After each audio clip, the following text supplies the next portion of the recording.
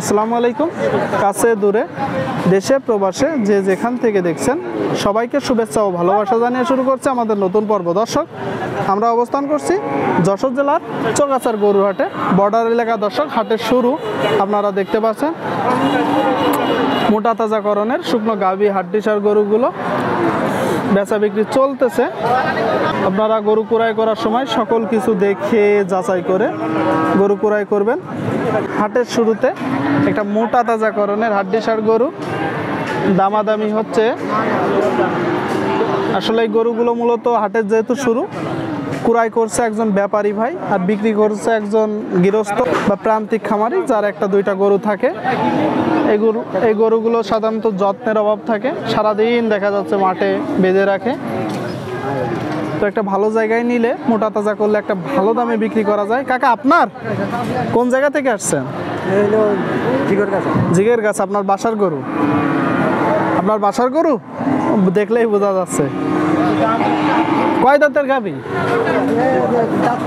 মানে কানিচাও হয়ে গেছে, মূলত বিক্রি করে দিতে যাচ্ছেন। শুনলেন দর্শক, মোটা তাজাকরণের হাড্ডিসার গরু। আপনি চাচ্ছেন কত বলেন তো? 42 চাচ্ছেন। শুনলেন দর্শক, 42,000 টাকা দাম চাচ্ছে। 42 দেখতে পাচ্ছেন। বেচা বিক্রি নিয়ত কত? 37.5 হলে গরুটা বিক্রি হবে। আসলে এই গরু যখন ক্রয় করবে কাকার কাছ থেকে একজন ব্যাপারী হাটের, উনি আরো 2,000 বেশি না হলে গরুটা তখন বিক্রি করবে না। তো আপনারা অনেক সময় চেষ্টা করবেন যে একজন গৃহস্থর কাছ থেকে গরু কেনার। ঠিক আছে কাকা, বিক্রি করে না। দর্শক, এই দিকে একটা দেখতে পাচ্ছেন মোটা তাজাকরণের শুকনো গাভী হাড্ডি গরু। ভাইয়া, এটা কি ক্রয় করলে না বিক্রি করবা? বিক্রি হবে আপনাদের, তাই তো? কয় দাঁতের গরু? 4 দাঁতের একটা মোটা তাজাকরণের দর্শক শুকনো গাভী হাড্ডি গরু। চাচ্ছেন কত? 42 চাচ্ছাও। শুনলেন আপনারা দর্শক, 42,000 টাকা দাম চাচ্ছে। আপনাদের একটা কথা বলি, এই গরুগুলো যখন ক্রয় করবেন, ক্রয় করার আগে একটা জিনিস মাথায় রেখে ক্রয় করবেন। এই গরুগুলো না, সকল গরুর ক্ষেত্রে যে আপনি যে গরু কিনতেছেন কত বিক্রি করবেন, আপনি যখন বিক্রি করবেন কত বিক্রি হতে পারে, গরুটার খরচ কত, সব কিছু চিন্তা করে গরু ক্রয় করবেন। বেচা বিক্রি নিয়ত কেমন ভাই?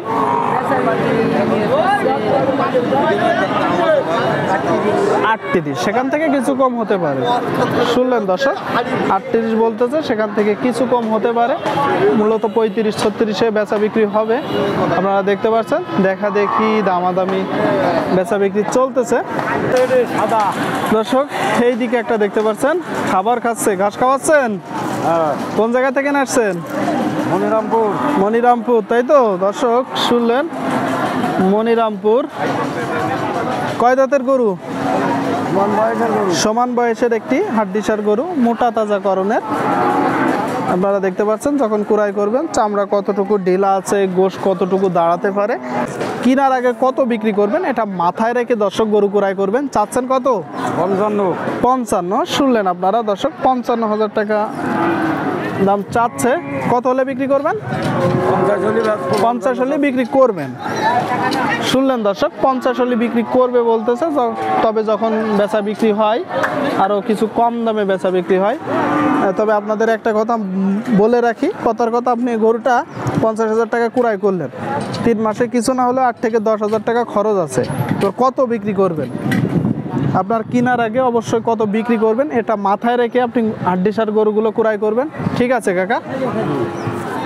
এই দিকে একটা দেখতে পাচ্ছেন মোটা তাজাকরণের হাড্ডিসার গরু, দেশি গরু দর্শক, তবে গরুটা হাড়ে মোটা।